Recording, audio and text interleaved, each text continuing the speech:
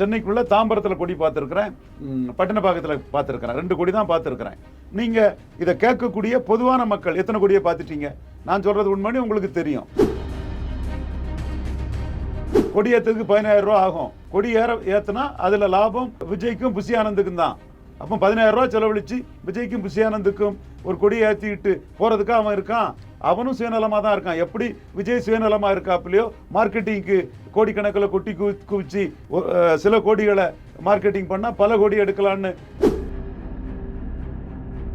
ஆனால் நீங்கள் பொய்யா சொல்லலாம். மாநாட்டுக்கு ராகுல் காந்தி வருகிறார். 50,000 வரக்கூடிய ஒரு மாநாட்டுக்கா ராகுல் காந்தி வர போறாரு? அவர் ஸ்டாலின் தான் முக்கியம்னு சைக்கிள் ஓட்ட வரேன்னு ஸ்டாலின்ட்டு அப்படியே வார்த்தை சொல்லக்கூடாது. சீமான் ஏமாறுவாரு, எடப்பாடி ஏமாறுவாரு. இல்லை, சீமான் ஏமாறுவார்னா ஆரம்பத்துலேருந்து சீமான் அவர்கள் தானே விஜய் அவர்கள் அப்ரோச் பண்ணிட்டு இருக்காரு. நான் மாநாட்டுக்கு போவேன் அவரே பேசுறாரு. விஜய் தரப்புலேருந்து எந்த ரெஸ்பான்ஸ் வரல. ஸோ நீங்கள் ஏதோ சீமான் விஜய் அவர்களை புறக்கணிச்ச மாதிரி பேசுறீங்க. ஆனால் விஜய் தானே சீமான் அவர்களை புறக்கணிச்சிருக்காரு. விசுவம் படத்துக்கு பிரச்சனை வரும்போது நிமிந்து நின்னாரு. ஜெயலலிதா கமலஹாசன் பதறிட்டு பிரஸ் மீட் கொடுத்தாங்க. அப்போ கமலஹாசனுக்கு வெயிட்டேஜ் என்னன்னு தெரியும். அது கமலஹாசனுக்கு ஆளுமை. ஆனா விஜய் என்ன பண்ணாரு? வரும்ல நாளைக்கு விஜய் தனிச்சு 250 அம்மா தாயே உலகத்தை காக்கும் அபிராமியே ஆதிபராசக்தியே என்னையும் காப்பாத்தம்மா, இதுதானே விஜய் பண்ணாரு. விஜய்க்கு லீடர்ஷிப் எப்படி? விஜய் எதுக்கு அரசியலுக்கு வராரு? விஜய் இன்கன்சிஸ்டன்ட் ஆனவர். விஜய் மோடியை போய் பார்த்தாரு. விஜய் ஜெயலலிதா கிட்ட 3 சீட்டு கேட்டாரு, ஜெயலலிதா கிட்ட கெஞ்சினாரு. இப்படி அவரோட ஒவ்வொரு நடவடிக்கையும் சிவாஜி மாதிரி, சம்பத் மாதிரி திராவிடம், தமிழ் தேசியம், இந்துத்துவா, தேசிய காங்கிரஸ், ராகுல் காந்தி கிட்ட போனாருன்னு சிவாஜி மாதிரி பெருசாக டிராவல் பண்ணி வந்த ஒரு கமலியான் டைப்பு இது வந்தார். மிஸ்டர் சம்பத்னு ஒரு படம் எடுத்தார்ல, Thuglak show. Mister Sampath, mister Vijay, mister Sivaji, இந்த மாதிரி மக்கள் மத்தியில் களம் வரும்போது நம்ம அடிச்சிடலாம். அது நம்ம சீமானும். இது போன்ற எக்ஸ்க்ளூசிவான வீடியோக்களை தொடர்ந்து காண மீடியா சர்க்கிள் சேனலை சப்ஸ்கிரைப் பண்ணுங்க.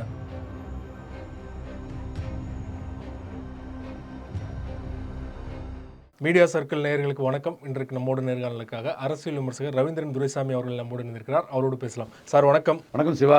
கோட் திரைப்படம் வெளியாகி பரபரப்பாக போயிட்டு இருக்குது. இந்த சூழலில் விஜய் அவர்களுடைய மாநாடு 23ஆம் தேதி நடைபெறுமா அப்படிங்கிற ஒரு கேள்வி எழுந்துட்டு இருக்குது. காவல்துறை தரப்புல இருந்து 21 கேள்விகள் கேட்டிருக்காங்க. அதுக்கு நாங்கள் கொடுத்துட்டோம், விளக்கம் கொடுத்துட்டோம். மாநாடு குறித்த தகவல்களை விஜய் அவர்கள் அறிவிப்பார் அப்படின்னு புஷி ஆனந்த் சொல்லியிருக்காரு இல்லையா? மாநாடு முதற்கட்டமாக நடக்கும்னு நினைக்கிறீங்களா? நடந்துரும் நினைக்கிறேன். அரசுக்கு நோக்கம் நான் சொன்னது மாதிரி நம்ம விஜய் தரப்புக்கு தெரியும் ரவீந்திரன் துரைசாமி யாருன்னு. இப்போ தெரியுதுல்ல உங்களுக்கு. 5 லட்சம் 50 லட்சம் எல்லாம் பீலா விட முடியாத அளவுக்கு உங்களை நம்ம பண்ணிட்டோம்ல. உங்கள் அரசியல் ஆலோசகர்கள், பிராண்டிங் மாஸ்டர்ஸ் எல்லாம் தோற்று போயிட்டாங்கல்ல. நாம் நீங்கள் சும்மா இதை ஏதோ ஒரு இடத்துல மைதானத்தில் நடத்திருத்தீங்கன்னா, ஃப்ரீயாக அதை நீங்கள் வாங்கியிருப்பீங்கன்னா, நீங்கள் 5 லட்சம் பேர் திரள்கிறார்கள். அது தமிழறி மணியம் போன்ற பழக்கருப்பையா போன்றவங்கெல்லாம் அரசியலே தெரியாமல் அட்டுத்தனமாக 50 லட்சம் பேர் திரள்கிறார்கள்னு அவங்க வேற பேசுவாங்க. அவங்க ஏஜ் என்ன, எக்ஸ்பீரியன்ஸ் என்ன, முட்டாள்தனமாக பேசிட்டு தெரிவாங்க. இப்போ 50,500 பேர் தான் கெப்பாசிட்டி வராங்கன்னு தெள்ள தெளிவாக அப்படி லாக் பண்ணி வச்சுட்டோமா இல்லையா? இப்போ 50,000க்கு மேலே வந்தனா அது என்ன ஆகும்னு நினைக்கிறீங்க? 50,000க்கு மேலே வரக்கூடிய அளவுக்கு அவங்கள்ட்ட கெப்பாசிட்டியும் இல்லை. அவங்க 50,500ன்னு சொல்லும்போது இவங்க சுகாதாரமாக 50,500 பேருக்கு அந்த மைதானம் போதுமானு சொன்னால் ஓகேன்னு அலோவ் பண்ணிடுவாங்க. விஜய் ரசிகர்கள் நீங்கள் குறைத்து மதிப்பிடுற மாதிரி இருக்குது. விஜய் அவர்கள் 50,000 பேர் தான் கூட்டம் மதுரை ரேஸ் கோர்ஸ் மைதானத்தில் நடத்திட்டு 3 லட்சம், விஜயகாந்த் நடத்தின இடத்துல நடத்திட்டு 2.5 லட்சம். 50,000 நீங்கள் தானே சொல்கிறீங்க. நான் ஏன் உங்களை குறைச்சி மதிப்பிடுறேன்? ஒன்றும் தெரியாதவன் 5 லட்சம் 50 லட்சம்னு ஊடகத்தில் பீலா விடுவான். அதுக்கு நான் என்ன செய்ய முடியும்? 30 இடத்துல அன்னதானம் வழங்கிட்டு 214ன்னு தினத்தந்தி சுகுமாரன் ஐயாவை பிடிச்சி போய் செய்தி போட்டிங்க. ஆனால் சுகுமாரன் ஐயா விட்டையாவது நீங்கள் எவிடன்ஸை கொடுத்துட்டீங்களான்னு கேட்குறேன். எவிடன்ஸை கொடுங்க, நான் ஒத்துட்டு போகிறேன். எவிடன்ஸ் தர முடியல. 30 இடத்துல தான் நீங்கள் அதை பண்ணியிருக்கீங்க. கொடி நான் சென்னைக்குள்ளே தாம்பரத்தில் கொடி பார்த்துருக்குறேன், இங்கே பட்டினப்பாக்கத்தில் பார்த்துருக்குறேன். 2 கொடி தான் பார்த்துருக்குறேன். நீங்கள் இதை கேட்கக்கூடிய பொதுவான மக்கள் எத்தனை கொடியை பார்த்துட்டீங்க? நான் சொல்கிறது உண்மைன்னு உங்களுக்கு தெரியும். அப்போது கொடியேற்றுறதுலே பிரச்சனை இருக்குதுங்கிற நான் சொன்னேன். ஏன்னா 1000 ரூபா கொடுத்து ஒரு போஸ்டர் ஓட்டுனா 10 விஜய் ரசிகனுக்கு படம் அதில் இருக்கும். விஜய் மையமாக வச்சு அந்த ரசிகன் லோக்கலில் விளம்பரம் பார்த்துக்குவான். எப்பா நம்ம அக்கா, நம்ம எங்கள் தம்பி பிள்ளை படம்னா இருக்கும்மா, அதில் கூடிய காலேஜ் பிள்ளைகள்லாம் இவர் படம் இருக்குன்னு சொல்லிட்டு போகும். ஸோ அவனுக்கு அதில் லாபம் இருக்குது. அதில் படத்தை போட்டு போஸ்டர் போட்டுக்குவான், பேனர் போட்டுக்குவான். அவனுக்கு ஒரு விளம்பரம் இருக்குது. கொடியேற்றத்துக்கு 15,000 ரூபா ஆகும். கொடி ஏற்றினா அதில் லாபம் விஜய்க்கும் புஷி ஆனந்துக்கும் தான். அப்போ 10000 ரூபா செலவழித்து விஜய்க்கும் புஷி ஆனந்துக்கும் ஒரு கொடியை ஏற்றிக்கிட்டு போகிறதுக்கு அவன் இருக்கான். அவனும் சுயநலமாக தான் இருக்கான். எப்படி விஜய் சுயநலமாக இருக்காப்புலையோ மார்க்கெட்டிங்க்கு கோடிக்கணக்கில் கொட்டி குவிச்சு சில கோடிகளை மார்க்கெட்டிங் பண்ணால் பல கோடி எடுக்கலான்னு கோடிக்கணக்கில் விஜய் கொட்டி குவிக்கிறாரோ, அதே மாதிரி லாபத்துக்காக விஜய் இருக்கிறாரோ. அரசியலுக்கு ஒரு எல்லாருமே நோக்கம் அதுவாக தானே. இப்போ எல்லா பொதுநலத்துக்கு பின்னாடி சுயநலம் இருக்கு. நான் விஜயை குறை சொல்லலை, எல்லா அரசியல்வாதியும் அப்படித்தான். நான் என்ன சொல்கிறேன்னா, எம்ஜிஆர் சிவாஜி ரஜினி கமலுக்கு இருந்த மாதிரி உள்ள ரசிகர்கள், சொந்த காசு செலவழிக்கக்கூடிய ரசிகர்கள் இல்லைங்கிறத நான் சொல்ல வர்றேன். இந்த இடம் தான் கமல்ஹாசனுக்கே எனக்கு பர்சனலாக தெரிஞ்ச உருது முஸ்லீம் நண்பர்கள் கூட அவங்களுக்கு எந்த பேரும் வராமல் மக்கள் நீதி மையம் கொடி ஏறுறதுக்கு 10000 ரூபா டொனேஷன் கொடுத்தவங்களெல்லாம் எனக்கு தெரியும். மற்றவங்க வந்து கொடியை ஏற்றிக்குவாங்க. கமல்ஹாசன் அவர்களுக்கு ரசிகர்கள் செலவு பண்ணாங்களா? ஏன்னா மகேந்திரன் அவர்கள் செலவு பண்ணார், பெரிய பெரிய பிஸ்னஸ் மேன், அப்புறம் நேச்சுரல்ஸ் ஓனர், இந்த மாதிரி நிறைய பிஸ்னஸ் மேக்னெட் தானே இருந்தாங்க அவர் கூட. அந்த மாதிரி விஜய் அவர்கள் கூட யாரும் இல்லையா? பிஸ்னஸ் சாதாரண ரசிகர்கள் செலவு பண்ணாங்கன்னு நினைக்கிறீங்களா? பிஸ்னஸ் மேக்னெட் வந்து கமலை நம்பி ஆளாயிரலான்னு வந்தாங்க. அதான் அன்னைக்கு நாராயணசாமி காங்கிரஸ்காரர் சொல்லியிருக்காரு, காங்கிரஸ் கட்சிக்காரர் புதுவை முதல்வர் சொல்லியிருக்கிறாரு, பிஎம்ஓலெல்லாம் பெரிய ஆளாக இருந்தார் அவர் சொல்லியிருக்காரு. விஜய் நிறைய பேர் போனியாகல, விஜயும் போனியாக மாட்டாருன்னு காங்கிரஸ்காரர் சொல்லியிருக்கிறாரு. பாஜக தமிழிசை அம்மையார் தான் மாநாடு நடத்த தடையான்னு அவங்க ஒரு பப்ளிசிட்டிக்கு அவங்க பேசுகிறாங்க. அப்போ இன்னைக்கு மெர்சலில் இருந்த காலகட்டம் வேற. மெர்சலில் தமிழிசை அம்மையார் வந்து மெர்சலுக்கு எதிராக பேசி திமுக, காங்கிரஸ், கம்யூனிஸ்ட்டு, மதிமுக இந்த கூட்டணி ஆட்களெல்லாம் விஜய் படத்தை பார்க்க வச்சாங்க. இப்போ திமுகவுக்கு எதிராக தமிழிசை அம்மையார் வந்து விஜய்க்காக பேசுகிறாங்க. திமுக கூட்டணியில் இருக்கக்கூடிய நாராயணசாமி மற்ற நடிகர்கள் போனியாகாத மாதிரி இவரும் போனியாகாமல் போக வாய்ப்பு இருக்குன்னு ஒரு கருத்தை சொல்கிறாருன்னா, கமல்ஹாசனை தான் அவர் அந்த இடத்துல இது பண்ணுறாரு. கமல்ஹாசன் இன்னைக்கு விடுதலை சிறுத்தைகள் தலைவர் தொல் திருமாவளவன், ரவிக்குமார் போன்றவெல்லாம் எங்கள் வெற்றிக்கு காரணமாக இருந்தீங்க, பிரச்சாரம் பண்ணீங்கன்னு நேரில் அவரை போய் பாராட்டக்கூடிய அளவுக்கு தான் இருக்கார். திமுக அணி ஒரு ராஜ்யசபா கொடுத்துட்டாங்க. ஏன் அஜித்துக்கு போய் ராஜ்யசபா கொடுக்க போகிறாங்களா, இல்லை சூர்யாவுக்கு கொடுக்க போகிறாங்களா? ஒரு 2.5% ஓட்டை பலத்தை நிரூபித்தனால ராஜ்யசபா கொடுக்குறாப்புல. அதே மாதிரி நாராயணசாமி 1000 வார்த்தை சொன்னாலும் விஜய் என்ன வாக்கு எடுக்கிறாரோ அதற்கு தக்கனதான் அவர் போனியாக வர மாட்டாரான்னு சொல்ல முடியும். அப்போ நீங்கள் வாக்கு எடுக்கிறதுலே போனியாக மாட்டாருங்கிற வார்த்தையை காங்கிரஸ் தலைவர் சொல்கிறாரு. அப்போ நீங்கள் வாக்கை நிரூபித்தாதான் நீங்கள் தலைவர். இதைத்தான் நாம் சொல்லிட்டு இருக்கோமே தவிர மற்றபடி விஜய் ஒரு காங்கிரஸ் கட்சியோட தலைவராக இருக்காரு, அவர் என்ன விஜய் வந்து வரவேற்றா பேச முடியும்? அவர் வந்து பெரிய தலைவர்னா பேச முடியும்? அப்படித்தானே பேசி ஆகணும். கண்டிப்பாக அப்படி தான் எல்லாரும் பேசுவாங்க. அதெல்லாம் மீறி தான் நீங்கள் 234 போட்டு சாதிக்கணும். 2024 அதை போட்டிருப்பீங்கன்னா இன்னைக்கு நீங்கள் பிளேயர். அதாவது அந்த இடத்துல விஜயை வந்து தவறாக வழி நடத்திட்டாங்க. அதுதான் நான் சொல்ல வர்றேன்.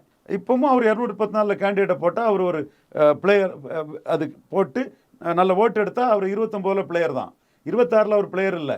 26 அவர் காகித புலி, பேப்பர் டைகர், 4 அரசியல் விமர்சனங்களை வைத்து கதையாக கட்டுக்கதைகளை விடலாம்.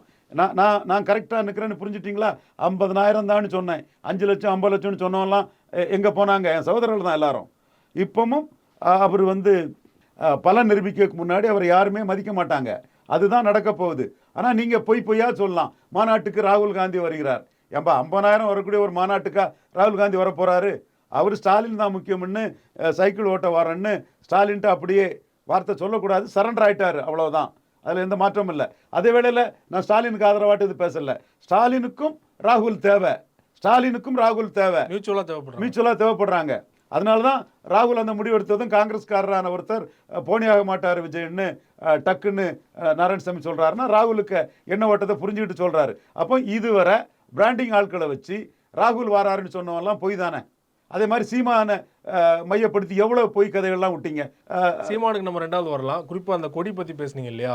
பட்டணப்பாக்கத்தில் பார்த்தேன், இன்னொரு ஏரியாவில் 2-3 ஏரியாவில் தான் பார்த்தேன் அப்படின்னு சொன்னதும், விஜய் அவர்கள் கோட் திரைப்படத்தின் போது ரசிகர்கள் யாரும் கொடியை வந்து தேட்டரில் பயன்படுத்த வேணாம்னு சொன்னது வந்து அவருக்கே நெகட்டிவாக போயிடுச்சு, அப்படி தான் புரிஞ்சுக்கணுமா? இல்லை, அது சும்மா ஒரு பேச்சுக்கு சொல்கிறாரு. யார் என்ன வர வேண்டான்னு ஒரு தலைவர் சொன்னாருன்னா ஈக்காக்க ஆடாமல் இருக்குன்னு அர்த்தம், வரவேற்க வரணும்னு அர்த்தம். கொடிகள் ஆனால் எங்கேயுமே பார்த்த மாதிரி தெரியலையே தேட்டரில் கூட. தேட்டர்லேயும் இல்லை, எங்கேயும் இல்லை. இப்போ நீங்கள் சினிமா வசூல் சொல்கிறது இல்லைங்க அரசியல். சினிமா வசூல் சொல்கிறது ஒரு ட்ராக்கர் ஒன்று சொல்லுவான், இன்னொரு ட்ராக்கர் ஒன்று சொல்லுவான், அது போயிட்டே இருக்கும். அது டாஃபியான்னு விவாதம் போயிட்டே இருக்கும், முடிவுக்கு வராது. அது என்ன வேணாலும் சொல்லிட்டு போகலாம். அரசியல் ரவீந்திரன் துரைசாமி போன்றவங்க வந்து களத்திலிருந்து வந்தவன் வேணாம், எனக்கு களம் தெரியும். இப்படி இன்னும் இதுன்னு டக்குன்னு சொன்னால் அதுக்கு பதில் இல்லைன்னா அது பொய்ன்னு எக்ஸ்போஸ் ஆயிரும். இது விக்கிரவாண்டியில் எக்ஸ்போஸ் ஆகிட்டு இல்லை. அதே மாதிரி தேர்தல் களத்திலே நீங்கள் விக்கிரவாண்டியில் எக்ஸ்போஸ் ஆனீங்க. கள்ளக்குறிச்சியில் போய் சாராய சாவை பார்த்தா, நம்ம சாராய சாவை பார்த்தா மக்கள் ஓட்டு போட மாட்டான்னு நினச்சிங்க. எவ்வளவு மோசமாக உங்கள் அட்வைசர்ஸ் உங்களுக்கு உங்களை படுகுழியில் தள்ளுற மாதிரி ஆலோசனை சொல்லியிருக்கிறான். நம்ம சாராய சாவை பார்த்துட்டா போலிங் குறையும்னு நினச்சிங்க, போலிங் கூடிச்சு. நம்ம சாராய சாவை திமுக அரசுக்கு எதிராக பார்த்தா திமுகவுக்கு ஓட்டு குறையும்னு நினச்சிங்க. 25% ஓட்டு திமுகவுக்கு கூடிட்டு, நம்ம சாராய சாவை பார்த்தா மக்கள் நோட்டாவுக்காக ஓட்டை போட்டு விஜய் சாராய சாவுக்கு எதிராக வந்துட்டாரு, அதனால விஜய்க்கு ஆதரவாக நம்ம நோட்டாவுக்கே ஓட்டு போட்டு நோட்டா ஓட்டை பெருக்கி விட்டுருவோம், நமக்கு அப்படி ஒரு சக்தி இருக்குன்னு உங்களை பொய்யா சொல்லி நம்ப வச்சாங்க. என்ன ஆச்சு? நோட்டாவுக்கு ஓட்டு குறைஞ்சி போச்சு, திமுகவுக்கு ஓட்டு 25% கூடி போச்சு, போலிங் அதிகம் ஆகி போச்சு. அப்போ தவறான ஆலோசனைகளால் சாதாரண ஒரு சாமானியனுக்கு தெரியும் இது வந்து கள்ளக்குறிச்சி விவகாரம் வந்து எடுபடாது, கண்டிப்பாக வந்து இடைத்தேர்தலில் ஆளுங்கட்சி தான் அதிகமான ஓட்டில் ஜெயிப்பாங்க அப்படிங்கிறத விஜய் கணிக்க தவறிட்டாரா? எஸ், முழுக்க முழுக்க கணிக்க தவறிட்டாரு. இல்லாத ஒன்று அவருக்கு இருக்கதாட்டு அவரை சுற்றி அவர் பைசா வாங்கிக்கிட்டு அவருக்கு ஜால்ரா தட்டக்கூடிய கூட்டம் அவரை ஏமாத்திட்டு இருந்தா நான் குருதியாக நம்புகிறேன். சீமான் 30 சீட்டு தான் அவர் மதித்து வச்சுருந்தார். எடப்பாடி 12 சீட்டுக்கு மேலே மதிக்க மாட்டார். அண்ணாமலை 15 சீட்டுக்கு மதிப்பார். இதுதான் பலம் நிரூபிக்காத விஜய்க்கான மரியாதை. ஒன்று கூட்டம் சேர்க்கக்கூடியவருங்கிறது, இன்னொன்று சமூகத்தளம், மூணாவது ரசிகர் பலம். இது எல்லாம் சேர்த்துக்கிட்டு என்டிஏன்னா 18% என்டிஏன்னா 15 சீட்டு, 23% அதிமுகனா 12 சீட்டு, 8% நாம் தமிழர்னா 30 சீட்டு. இதுதான் பலம் நிரூபிக்காத விஜய்க்குள்ள அந்தஸ்து. நீங்கள் பவன் கல்யாண் கூட உங்களை கம்பேர் பண்ணி செய்தி பண்ணுறீங்க. பவன் கல்யாண் யார்? அப்படி என்ன கம்யூனிட்டி, என்ன பேக்கிங்? தென்னிந்தியாவிலே மிலிட்டன் கம்யூனிட்டி காபூஸ், தொப்பூர் காபு, முன்னூறு காபு, காபு, செட்டி பலிஜா. அவங்களோட வரலாற்று பின்னணியில், சரித்திர பின்னணியில் நான் தானே எழுந்து நிற்கக்கூடிய ஒரு ஜாதி. என்ன எவனும் சத்திரன் ஒன்று சொல்ல வேண்டிய ஒரு புண்ணாக்கம் இல்லை. நான் பெரிய மிலிட்டன் ராக்குன்னு சொல்லி அந்த வங்காவட்டி ரங்கராவ் அந்த விஜயவாடாவில் நினைக்கிறேன், அந்த அரசாங்கத்தை பயன்படுத்தி ஒரு தெலுங்கு தேச எம்எல்ஏ ஒரு காபு லீடரை சுட்டு கொன்னதுக்கு தெளிவாக சீஃப் மினிஸ்டர் தேட்டர் என்ன, சீஃப் மினிஸ்டர்ஸ் சொந்தக்காரங்க வீடு என்ன, அத்தனை இறங்கி அடித்தான். என்டிஆரால் கண்ட்ரோல் பண்ண முடியல. சட்டம் ஒழுங்கை காப்பாற்ற வேண்டிய என்டிஆர் கையேறு நிலையில் இருந்தார். அந்த வரல இறங்கி அடித்து அடுத்த எலெக்ஷனில் என்டிஆரை தோக்கடிச்சு காட்டினான். சிரஞ்சீவி 15% வாக்கெடுத்தாப்புல. அந்த வங்காவட்டி ரங்கராவ் டெத்துக்கு வந்து சிரஞ்சீவி போய் நின்னாப்புல. பவன் கல்யாண், அந்த பவன் கல்யாணே 2014 நாயுடுவுக்கும் மோடிக்கும் பிரச்சாரம் தான் பண்ணார். 2019 பலத்தை நிரூபித்த பிறகு தான் 2024 நாயுடு கொடுத்தாரு. இன்னைக்கு ஈக்குவல் சேர் போடுறாருன்னா அது காப்பு கம்யூனிட்டிக்கு மைட்டு. சினிமா கிளாமர் மட்டும் இல்லை, அது சினிமா கிளாமர் மட்டும் இல்லை, காப்பு கம்யூனிட்டிக்கு மைட்டு. தென்னிந்தியாவிலே மிலிட்டன் கம்யூனிட்டி. ஸோ நீங்கள் அவரு கூட கம்பேர் பண்ணுறதுல ஒன்றும் தப்பு இல்லை. வாக்கை நிரூபிச்சுட்டு கம்பேர் பண்ணுங்க. 2014 பவன் கல்யாண் வெறும் பிரச்சாரம் பண்ணார், வாக்கு நிரூபிக்காத பவன் கல்யாண். அவரு கூட கம்பேர் பண்ணுங்க. 2019 தேர்தலுக்கு பிறகு உள்ள பவன் கல்யாண் 7% வாக்கெடுத்த பவன் கல்யாண். அவர் கூட நீங்கள் 2026 வாக்கை நிரூபிச்சுட்டு கம்பேர் பண்ணுங்க. அது நியாயமான கம்பேரிசன். சும்மா பிராண்டிங் மாஸ்டரை வச்சு கப்சாக்களை கட்டு கதைகளை விட்டா நிற்காது. அது நாங்கள் உடைச்சு தான் காட்டுவோம். தனிச்சுன்னா பவன் கல்யாணம் 7% கூட வாங்க முடியாதுன்னு நினைக்கிறீங்களா விஜய் அவர்களெல்லாம்? அது தேர்தல் ஆணையம் சொல்லிட்டு எத்தனை % வர்றதுங்கிறதுக்கு நம்ம அதை வந்து நெகட்டிவேட் பண்ண தயாரில்லை. இல்லை, அவர் நினைக்கலாம் கூட்டணி தான் நம்ம ஜெயிக்க முடியும், தனித்து நின்று நம்ம ஓட்டு வாங்கினாலுமே அங்கொன்று இங்கொன்று சிதறி போகுமே தவிர வந்து நம்ம ஜெயிக்க முடியாது அப்படிங்கிற உறுதியை வந்துக்கலாம் இல்லையா? பல நிரூபிக்காத ஒருத்தர் திமுகவுக்கு தானே சாதகமாகும் ஓட்டு வந்து ஸ்பிளிட் ஆனா. கண்டிப்பாக திமுக தான் சாதகமாகும். அவர் பிரிக்கக்கூடிய ஓட்டு திமுக எதிர்ப்பு ஓட்டு தான். 11 வருஷமாக திமுக அவரை வந்து எதிரியாக தான் காட்டுறாங்க. ஜெயசீலனை உடச்சி ஜெயசீலனை மன்றத்தை உடச்சி 11 காட்டும் போதே உங்களுக்கு எனக்கு சம்பந்தம் இல்லைன்ட்டாப்புல. தலைவா பட விவகாரத்திலே அது ஜெயலலிதா ஆதரவாளர்களை தயாரானு தான் திமுக சொன்னாங்க. தென் 2014 தலைவா பட விவகாரத்தில் திமுக பக்கம் வரும்போது இந்த பக்கம் வந்துடாதுன்னு திமுக விரட்டி விட்டம் பிறகு தான் அவர் மோடியை போய், கிறிஸ்தவரான ஜோசப் விஜய் மோடியை போய் பார்த்தார். அதை வரவேற்கிறேன், மனப்பூர்வமாக வரவேற்கிறேன், வாழ்த்துக்கிறேன். 29 மோடி கூட கூட்டணிக்கு வந்தாலும் நான் வரவேற்பேன், வாழ்த்துவேன். என் கொள்கையெல்லாம் தெளிவாக இருந்துருவேன். அதே மாதிரி விஸ்வகர்மா சமுதாயத்தை சேர்ந்த ஐயா புஷி ஆனந்த பொதுச்செயலாளராக போட்டதுக்கு ஒரு ஓபிசி அரசியல் 100% ஒரு ஓபிசி கம்யூனிட்டியை சேர்ந்த ஐயா புஷி ஆனந்த பொதுச்செயலாளர் போட்டதையும் நான் வரவேற்கிறேன். பட் பலம் நிரூபிக்கணும். பலம் நிரூபிக்காமல் நீங்கள் ஃபிலிம் காட்டினீங்கன்னா எடப்பாடி ஏமாற மாட்டார். சீமானே ஏமாறலையே. சீமானை ஏமாத்திடலான்னு நினச்சிங்க, சீமான் ஏமாறலையே. தெளிவாக இருக்கிறாரா சீமான்? அண்ணாமலையும் பாஜகவும் எப்படி ஏமாறுவாங்க? இன்னும் எடப்பாடி கூட நீங்கள் கூட்டணி போனீங்கன்னா விஜயபிரபாரனுக்கு சீட்டு உங்களுக்கு வராது, கொடுக்க மாட்டாங்க. அப்போ 24 நாம சொன்னது மாதிரி, நம்ம வரவேற்றது மாதிரி அவங்க வந்து பலத்தை நிரூபிச்சிருப்பானா இன்னைக்கு 26ல் நிரூபித்த பலத்துக்கு தக்கன விஜய் ஒரு பெரிய பிளேயர். நாமெல்லாம் இப்படி டீஸ் பண்ணாண்டாம், அவமானப்படுத்தி பேசாண்டாம். பலன் எங்கே நிரூபிச்சிங்கன்னு கேட்க வேண்டிய அவசியமே இருந்திருக்காரு. நிரூபித்த பலத்துக்கு ரவீந்திர சாமி இல்லை, யாருனாலும் ஒத்துக்கிட்டு தான் போட்டு இருந்திருக்கோம். அந்த நிலைமை 26ல் தான் விஜய்க்கு வரும்.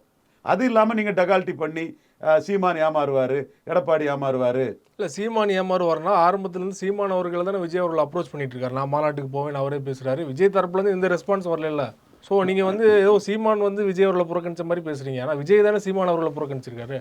மைக் படத்தை அவர் சிஏக்கு ஆதரவாக விஜய் ஒரு அறிக்கை விட்டார். 39 திமுக கூட்டணி எம்பியில் ஒருத்தராவது விஜய் ஒரு ஆளாக மதிச்சாங்களா? பாராளுமன்ற தேர்தலில் கேண்டிடேட் போட்டிருக்கணும், கேண்டிடேட் போட்டால் ஓட்டு வந்திருக்கோம், நம்ம அதை மறுக்கலை, வரவேற்றிருப்போம். 39 திமுக கூட்டணி இதில் ஒருத்தராவது போட்டாங்களா? போடலை இல்லையா? அடுத்தால வேறு வழி இல்லாமல் ஒரு மீடியோ கிரேசிக்காக பப்ளிசிட்டிலாம் போயிடக்கூடாதுன்னு தானே மைக்கை போட்டு விளம்பரம் போட்டிங்க. மைக்கை போட்டு விளம்பரம் போட்டதும் சீமான் என் தம்பின்னு சொன்னார். அதுலேருந்து தனக்கு சப்பார்டினேட்டாக விஜய் வருவாருன்னு நினச்சாரு, 30 சீட்டுக்கு வருவாருன்னு நினச்சாரு. விஜய் அதுக்கு தயாரில்லை, அவ்வளோதான். விஜய் அதுக்கு தயாரில்லை. அப்போ மேட்ரு அங்கே எண்ட்ஸ். அது பிறகு கமல்ஹாசனை போய் பார்த்தது மாதிரி கமல்ஹாசன் நிற்க மாட்டாருன்னு நினச்சாப்புல, விஜயும் நிற்க மாட்டாருன்னு சீமான் நினைக்கிறாப்புல. விஜய் சம்பந்தப்பட்ட செய்திகள் தனக்கு பப்ளிசிட்டின்னு சீமான் நினைக்கிறாப்புல. விஜயும் சீமான் அவர்கள் விஜய் பக்கம் போகிறதுக்கு காரணம் திமுக எதிர்ப்பு ஓட்டு, ஆளுங்கட்சி எதிர்ப்பு, அதிமுக எதிர்ப்பு ஓட்டு எல்லாமே வந்து சீமான் அவர்களுக்கு வந்துட்டு இருக்குது. தமிழ் தேசிய ஓட்டுகள்லாம் விஜய் அவர்கள் வந்தனா இவரோட ஓட் பேங்கை வந்து பாதிக்கும் அப்படிங்கிற ஒரு நோக்கத்தில் தானே விஜய் அவர்கள்ட்ட போனார் சீமான் அவர்கள்.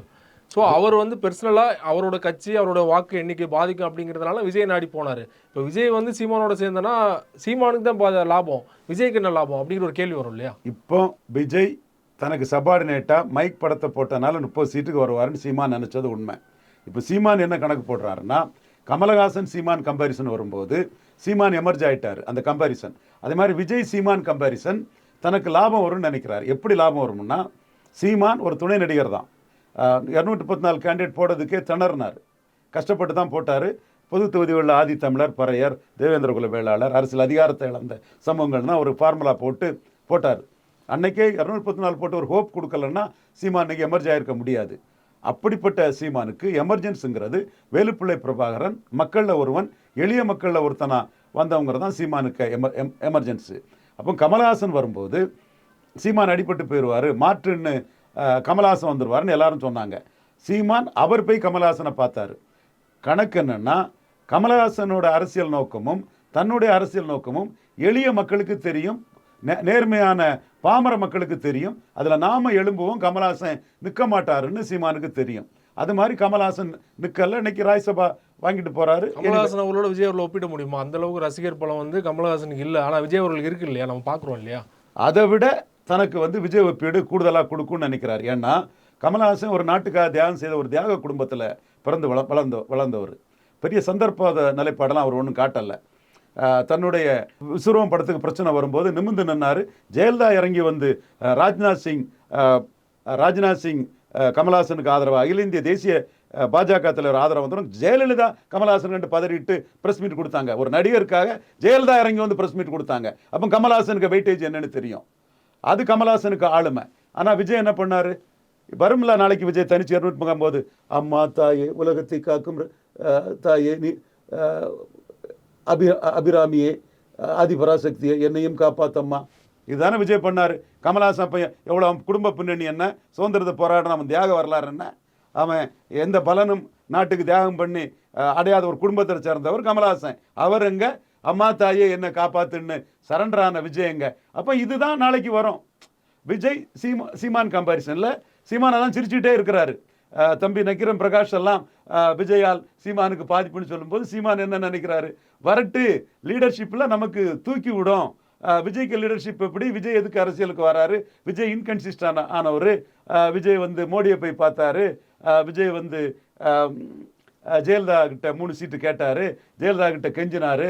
இப்படி அவரோட ஒவ்வொரு நடவடிக்கையும் வந்து சிவாஜி மாதிரி, சம்பத் மாதிரி திராவிடம், தமிழ் தேசியம், இந்துத்துவா, தேசிய காங்கிரஸ் ராகுல் காந்தி கிட்ட போனாருன்னு சிவாஜி மாதிரி பெருசாக டிராவல் பண்ணி வந்த ஒரு கமலியான் டைப்பு இது வந்தார். மிஸ்டர் சம்பத்னு ஒரு படம் எடுத்தார்ல, Thuglak show, mister Sampath, mister Vijay, mister Sivaji, இந்த மாதிரி மக்கள் மத்தியில் களம் வரும்போது நம்ம அடிச்சிடலாம். அது நம்ம சீமான் வந்து வேலுப்பிள்ளை பிரபாகரன் கன்சிஸ்டண்டாக ஒத்த தலைமையின் கீழே தனிச்சே போட்டி நிற்கிறாப்புல. விஜய் சீமான் கம்பேரிசன் நம்மளை தூக்கி விடணும்னு சீமான் நினைக்கிறாரு. அதனால தான் சுமன் ஸ்ரீராமன் கம்பேர் பண்ணிட்டு, பிரகாஷ் கம்பேர் பண்ணிட்டு, இவர் மணி கம்பேர் பண்ணிட்டு, ஷாமண்ணன் கம்பேர் பண்ணிட்டு, எல்லாரும் கம்பேர் பண்ணிட்டு அப்படியே நமக்கு ஒரு பப்ளிசிட்டியை கொடுக்கட்டு மக்கள் அதை வந்து சீமான் உறுதியானவன், நம்பகத்தன்மையானவன், வேலுப்பிள்ளை பிரபாகரன தமிழின தலைவனா நிறுவனம்னு ஒரு லட்சிய வேட்கையோட வந்து நிற்கிறான்.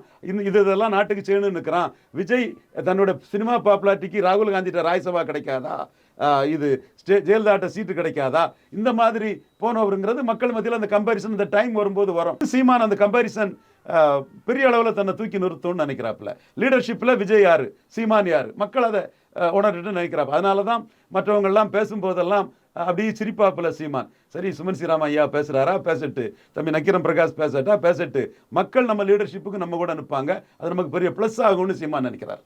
இல்லை 8% ஓட்டு தான் அவர் மேலே வைக்கப்படுற விமர்சனம்னா 8% ஓட்டு வாங்குறீங்க, ஆனாலுமே பெரிய அளவில் ஒரு தாக்கத்தை ஏற்படுத்த முடியல இல்லையா இது வரைக்கும் சீமான் அவர்களால்? கிட்டத்தட்ட 3-4 தேர்தலில் வந்து 4 தேர்தலெலாம் தொடர்ச்சியாக பயணிச்சுட்டு வராரு.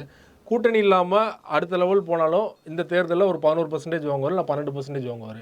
அவரால் வந்து ஒரு தாக்கத்தை ஏற்படுத்த முடியும்னு நினைக்கிறீங்களா கூட்டணி இல்லாமல்?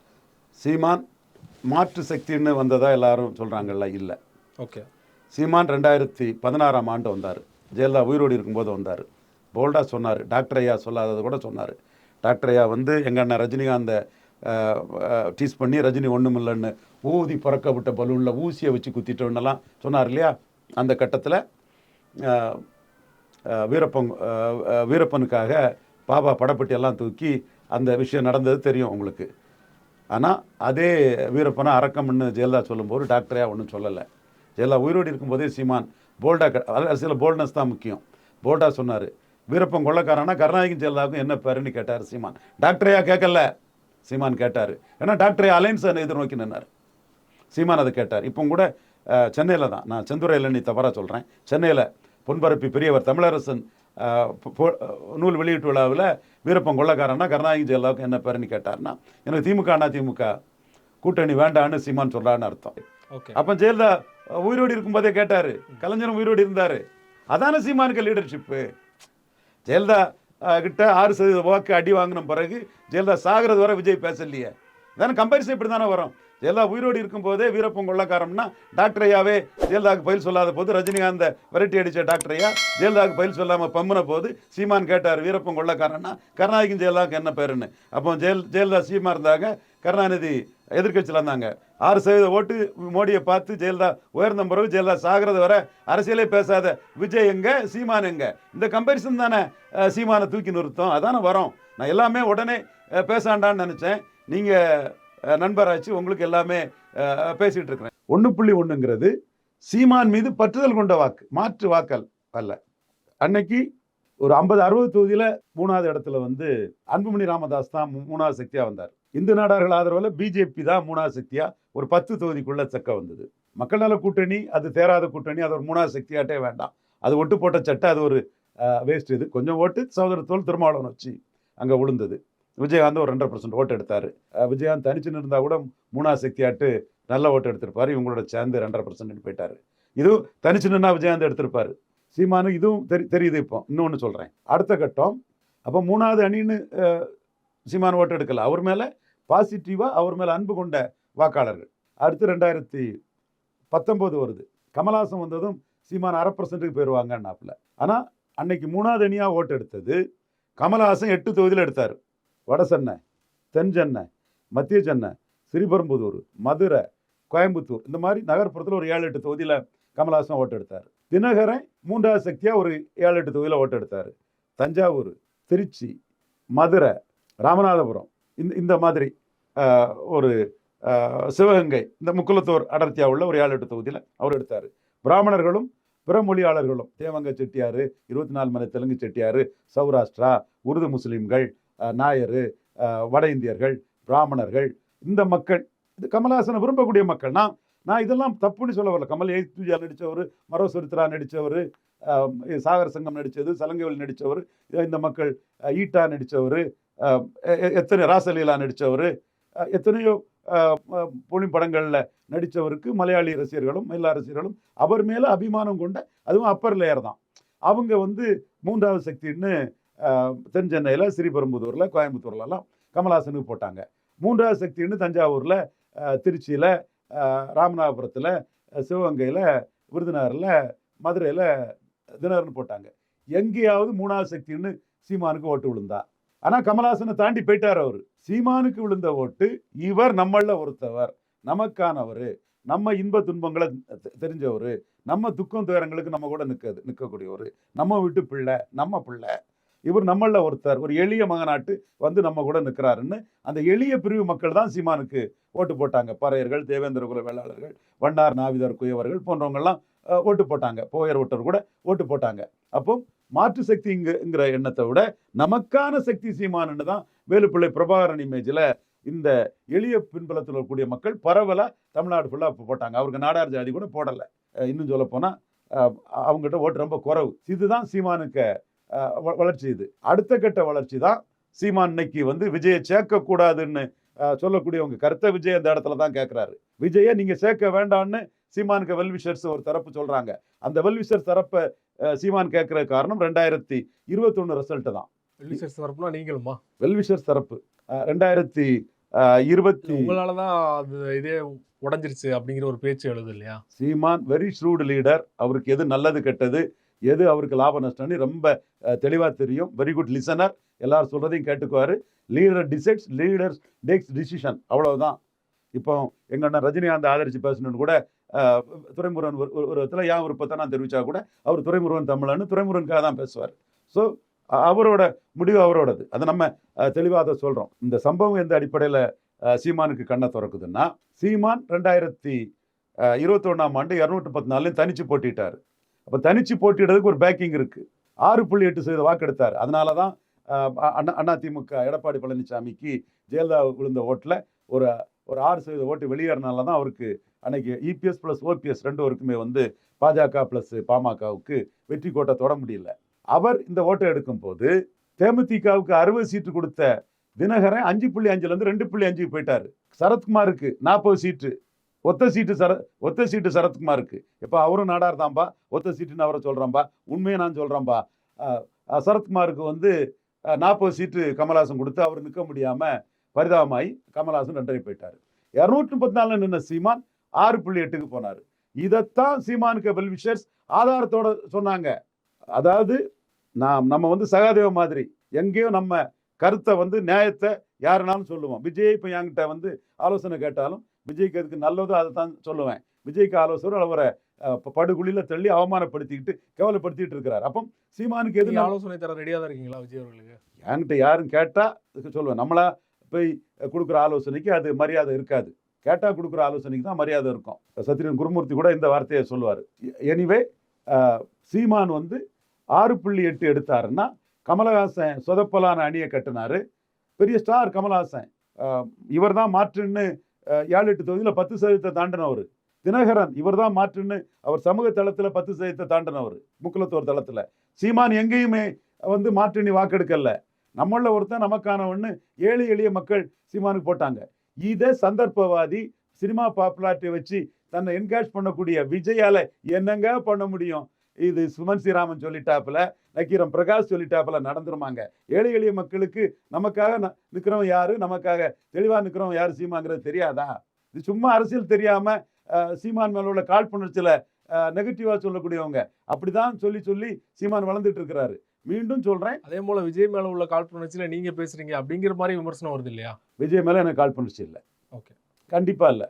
விஜய் பலத்தை நிரூபிச்சிட்டாருன்னா நிரூபிச்சிட்டான்னு சொல்லிட்டு போறேன். விஜய் பலம் நிரூபிக்காதவர்னு சொல்றது உண்மை. பலம் நிரூபிச்சிட்டாரா?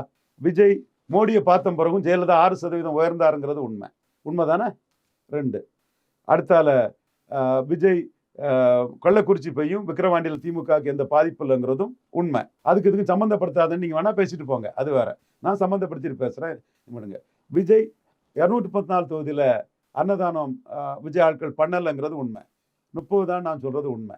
50,000 பேர் உள்ள ஒரு மைதானத்தை தான் அவர் எடுப்பார். 5 லட்சம் 50 லட்சம்னு சொல்றதெல்லாம் பொய்ன்னு நான் சொன்னேன். நான் சொன்னதான் உண்மை. விஜய் 214 கேண்டிடேட் போட்டு அதை நிரூபிச்சிட்டாருன்னா யார் அதை மறுத்து சொல்லிட முடியும்? சீமான் 8.2 எடுத்திருக்கிறாருன்னா மோடிக்கு தெரியுது. பஞ்சாபில் ஆம் ஆத்மி விழுந்துட்டாங்க, அகாலிதள் விழுந்துட்டாங்க, ஜேஜேபி ஹரியானாவில் விழுந்துட்டாங்க, சந்திரசேகர் ராவ் விழுந்துட்டாங்க, மாயாவதி விழுந்துட்டாங்க. இவர் யார் இந்தியா கூட்டணிக்கும் இண்டி கூட்டணிக்கும் என்டிஏக்கும் எதிராக 8% வாக்கு எடுத்துட்டாரு. முன்னோட டபுள் ஆக்கிட்டாரு. யாரு இவருக்கு பின்புலம் என்ன, எப்படி இவர் எடுத்துட்டாரு? கன்ஷிராம் நிதிஷ்குமார் மாதிரி வராருன்னு பிஜேபி ஸ்ட்ராட்டஜிக்கல் டீம் பார்க்குறாங்க, மோடி பார்க்குறாரு.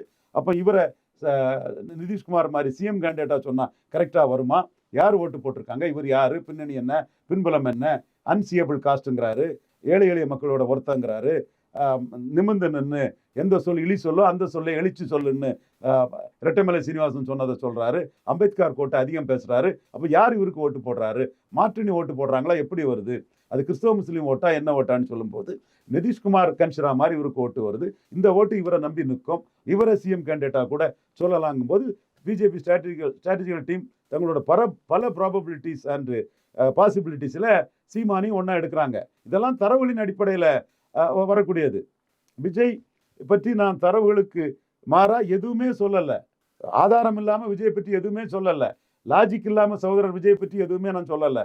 ஏன் 2024 சகோதரர் விஜய் அரசியல் களத்துக்கு வரணும், 39 கேண்டிடேட் போடணும், திமுகவுக்கு இங்கே போட்டியே இல்லாத களம்னு நான் தானே சொன்னேன். நீங்கள் ராகுல் காந்திக்கான தேர்தல், ராகுல் காந்தி இங்கே வந்துருவாருன்னு தப்பாக ஆலோசனை கொடுத்தீங்க. என்னாச்சு? ஸ்டாலின் தன்னை முன்னிறுத்தி 47% எடுத்துட்டாரு. தன்னை முன்னிறுத்தி எடுத்துட்டாருங்க. யார் என்ன சொன்னாலும் நான் சொல்றது தரவோட சொல்கிறேன். இந்தியாவை காப்பாற்றுறதுக்கு, தமிழ்நாட்டை காப்பாற்றின ஸ்டாலினுக்கு ஓட்டு போடுங்கன்னு சொன்னார். நான் சொன்னேன் தமிழ்நாட்டில் 35+ நீங்கள் வருவீங்க, இந்தியாவை மோடி காப்பாற்றிக்கிடுவார் மிஸ்டர் ஸ்டாலின், நீங்கள் ஒன்றும் கவலைப்படாண்டாங்கிறத நானே சொல்லியிருக்கிறேன். அப்போ நான் சொன்ன உடனே நான் மறுத்து பேச போகிறதில்ல. 47% வாக்கு ஸ்டாலின் தலைமைக்கு விழுந்த வாக்கு. அங்கே ராகுல் காந்தி இருப்பார், விஜய் அங்கே வந்தால் ஒன்றும் நடக்காதுன்னு சொல்லி கடலில் அலை என்னைக்குங்க ஓயிறது? என்னைக்குங்க கடலில் இறங்கி குளிக்க போகிறாங்க? அப்போ நீங்கள் மக்களவைத் தேர்தலில் விஜய் வந்திருக்கணுமா இல்லையா? நான் வரவேற்றனா இல்லையா? நான் என்னோட நோக்கங்கள் வேறையா இருக்கலாம். பட் விஜய்க்கு அது லாபமா நஷ்டமானதான் விஜய் பார்க்கணும். என் நோக்கம் வேறையா இருக்கலாம். விஜய் வந்திருந்தாருன்னா எனக்கு என்டிஏக்கு சகோதரி சௌமியா அன்புமணி ஜெயித்திருப்பாப்புல, இன்னும் 1-2 சீட்டு வந்திருக்கலாம், அல்லது நெருக்கத்தில் கொஞ்சம் ஓட்டில் தோற்றுருக்கலாம். ஏன் எதிர்பார்ப்பாதான் இருக்கலாம். உங்களுக்கு என்னன்னு தானே விஜய் பார்க்கணும். இன்னைக்கு அன்னைக்கு விஜய் வந்து 24 வந்து பலத்தை நிரூபிச்சிருப்பாரா? இன்னைக்கு பிளேயர். இன்னைக்கு 26 பலம் நிரூபிக்க வேண்டிய இடத்துல இருக்கிறீங்க. பலம் நிரூபிக்க வேண்டிய இருக்கிற இடத்துல நீங்க 50,000 பேரை காட்டிட்டால உங்களுக்கு என்ன பலம் வந்துட போகுது? 26 214 கேண்டிடேட் போட்டு நிரூபிச்சாதாங்க பலம். அது இல்லாம நீங்க என்னதான் டகால்ட்டி பண்ணாலும் எடப்பாடி மதிக்க போறதில்ல, சீமான் மதிக்க போறதில்ல, அண்ணாமலை மதிக்க போறதில்ல, ஸ்டாலின் மதிக்க போறதில்ல. அப்போ ஜெயலலிதா வந்து விஜயகாந்த பலம் நிரூபிக்க முன்னாடி மதிக்கல. நிரூபித்த விஜயகாந்துக்கு 41 கொடுத்து அண்ணன் வைகோவை கலத்தி விட்டுட்டாங்க. பவன் கல்யாண் பிரச்சாரம் தான் பண்ணார் 14. 19 வாக்கு நிரூபிச்ச பிறகுதான் 24 நாயுடு மதிச்சாரு. இதெல்லாம் தெள்ள தெளிவாக தானங்க நான் விஜயை பற்றி பேசுகிறேன். நான் விஜயை பற்றி பேசினால எது தவறாக இருந்த சினிமா பற்றி பேசுனது கூட அது தொழில், வெங்கட் பிரபு, கல்பாத்தி அகோரம், எத்தனையோ பேர் சம்மந்தப்பட்டது. அதுக்குள்ளே நம்ம பேசாண்டான்னு தான் நான் தவிர்த்துட்டே போனேனே. ரொம்ப நன்றி சார். உங்கள் நேரத்தை ஒதுக்கி பல்வேறு தகவல் எங்களோட பகிர்ந்து கொண்டீங்க. மிக்க நன்றி.